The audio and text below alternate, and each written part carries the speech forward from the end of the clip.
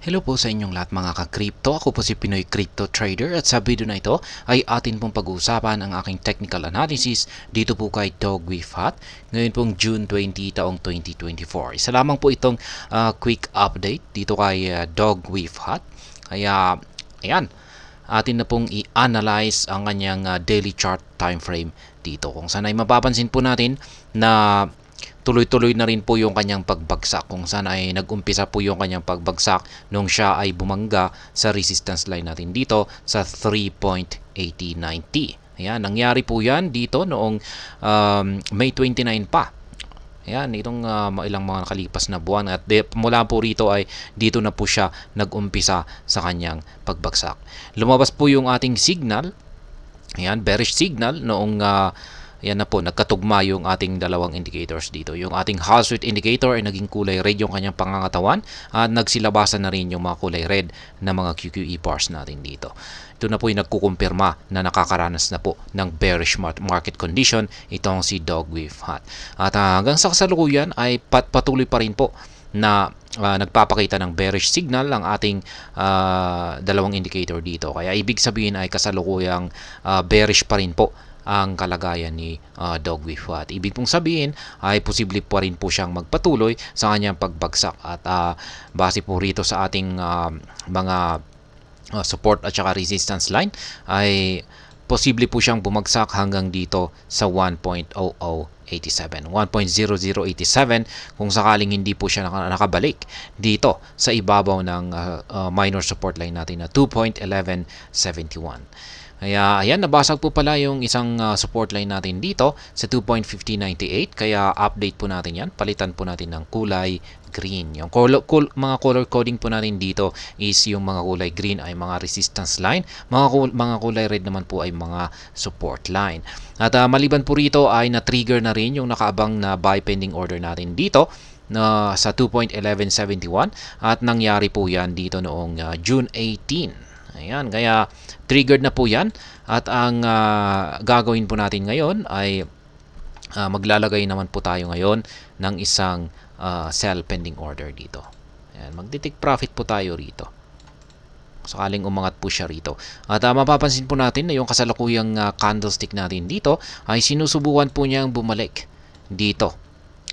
Ayan, update po pala natin ito kasi nabasag po kasi ito.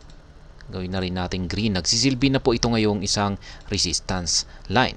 Ngayon ay ang sinusubukan ni Dogwifhat ay bumalik. Gusto niyang bumalik dito sa ibabaw nito. Or gusto niya ulit basagin yung ating resistance line na ito, 2.1171. At yan, kung nangyari po yan ay ang mangyayari po rito ay dito po magko-consolidate itong si Dogwifhat.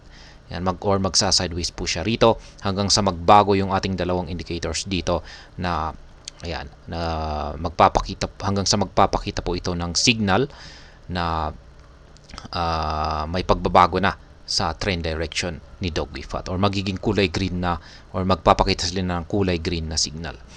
Kaya yan, pero sa ngayon ay kasalukuyan lamang po niyang sinusubukang makabalik sa ibabaw ng resistance line natin dito, pero pag bigo po siya at nagkaroon ng rejection dito ay yan po ang signal na tuloy po ang pagbagsak ni Dogwifhat hanggang dito sa 1.0087. At mapapansin na rin natin dito na wala pong harang. Ayan, wala man lang tayong mga support line dito maski dito sa kalagitnaan. Kaya ibig sabihin ay kung pag tumalbog po siya rito or bigo po siyang makabalik dito sa ibabaw ng resistance line natin na ito ay ayan, babagsak po siya.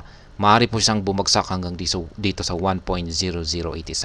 Kaya dahil dyan ay meron po tayong nakaabang rito na isa pang buy pending order. Kaya yan, mukhang ito na po yung last line of defense ni Dogwifhat dito. Kaya dapat po talaga makabalik siya rito.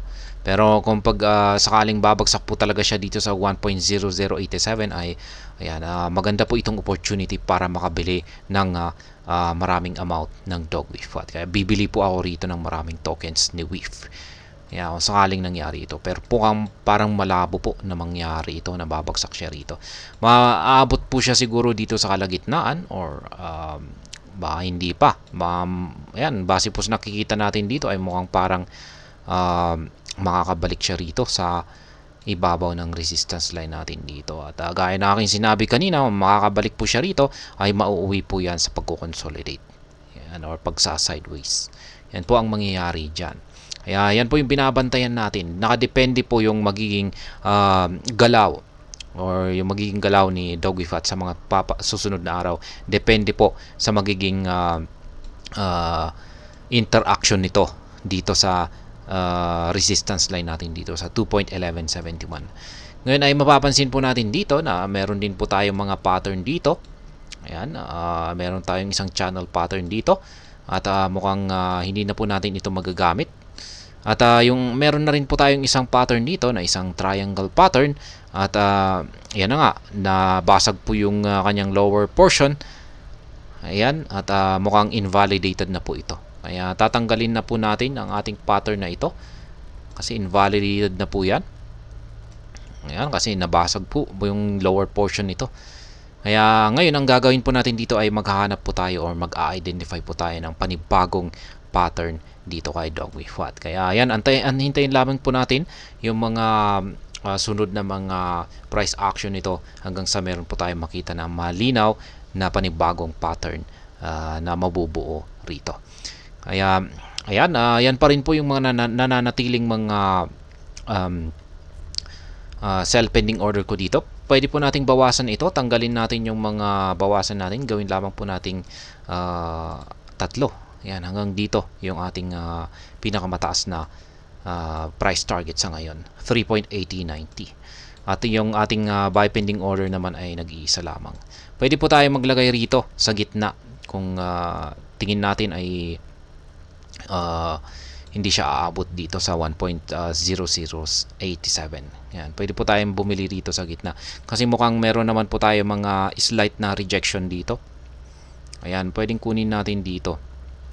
Pero para sa akin ay okay na po yung isang